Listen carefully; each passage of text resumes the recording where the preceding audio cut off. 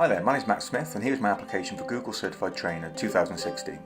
My reason for wanting to join the programme are very simple. As a teacher and trainer, I witnessed firsthand how powerful the G Suite can be in transforming pedagogical processes and learning opportunities. Consequently, I want to share this with as many educators and students as possible.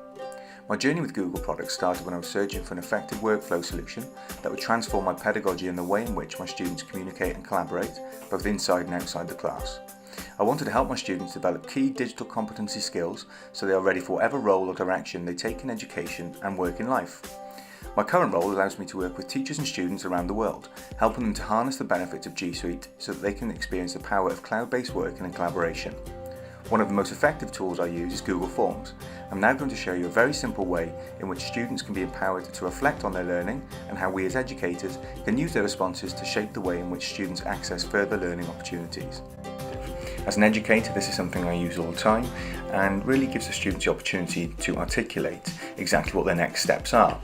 Now in the first instance, I tend to use something like Google Drawings to map out a very basic workflow so I can see what kind of structure my Google form will take.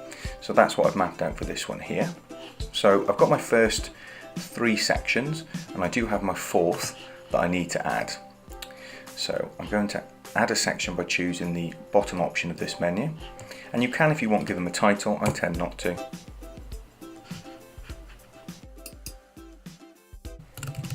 What are your next steps?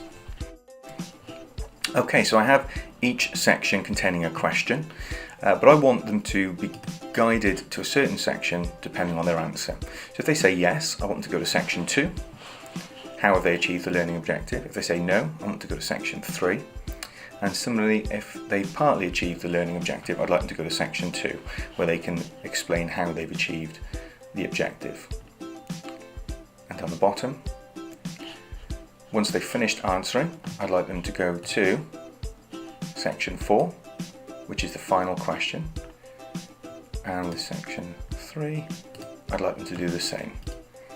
So as per the Google drawing, it starts here, branches out into these 2 before coming back together at the end.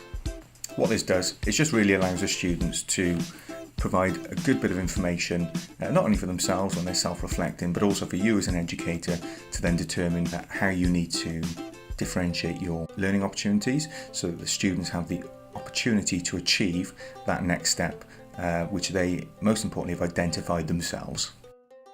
And there you have it. Very simple, straightforward, structured Google form to gather self-assessment data.